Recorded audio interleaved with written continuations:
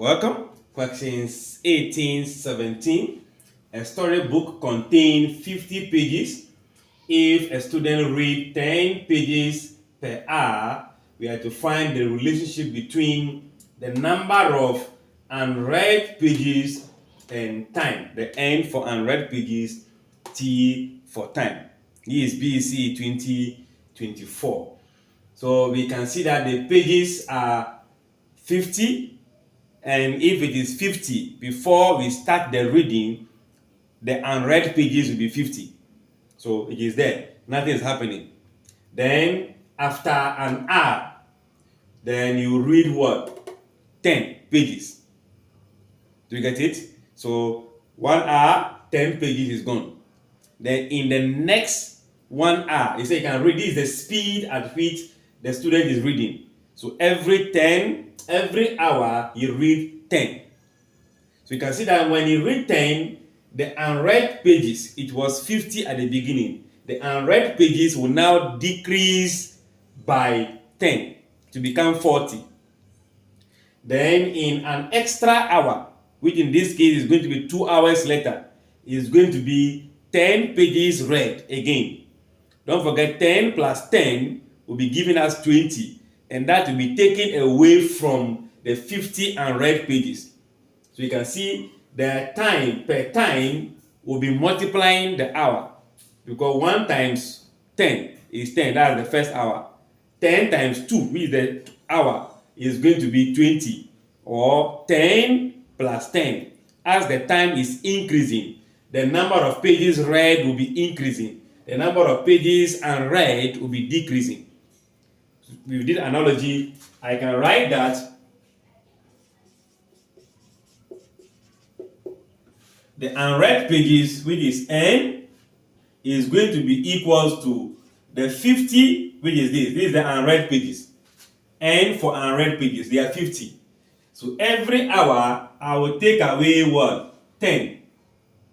So first hour, 10. The second hour, 10. So the time will also be telling me how many pages I will be removing.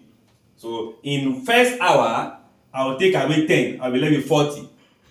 In the second hour, meaning 2 times the 10, I'll be taking away 20. So this is a relationship that we are going to have. And in the options, this will be your option A. I believe you get a concept. All right. In the diagram, QPR equals to 30 degrees. The length of QR is 5 centimeters. We are taking the sine of the angle as half. We have to find the length of what? PQ. You know, this could have been easier if the angle is not given and we have been given this side. We were using Pythagoras theorem. But don't forget, we have been introduced into the trigonometry. So we'll be using the trigonometry ratios, which is the reason why they give us the sine. So we know that if I take sine, we are having the acronym of SOHCAHTOA, right? So this simply means the sine of the angle equals to the opposite side divided by the hypotenuse. That is the relation we have for sine. So we need to identify which side is the opposite. That is the side that is facing the angle. That is the opposite. So this side is opposite to the angle. Then the longest side, which faces the right angle box, become the hypotenuse. This is the only side left is called the adjacent. The adjacent is perpendicular to the opposite.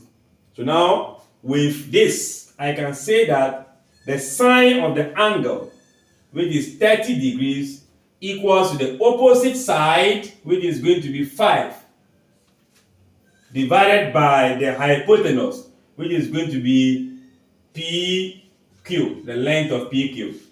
So now, if you cross multiply, what will happen? This will be coming here. Okay, let's maintain here and write its representation as 1 out of 2 equals to 5 out of what? PQ as a length. So let's now do the cross multiplication.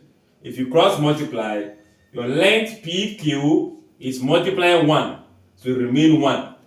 Then 2 will multiply what? 5. And that will give us 10 centimeters. So the length of PQ is going to be 10 centimeters in length. I'm sure this is clear. Like, share, comment, and subscribe. Bye-bye.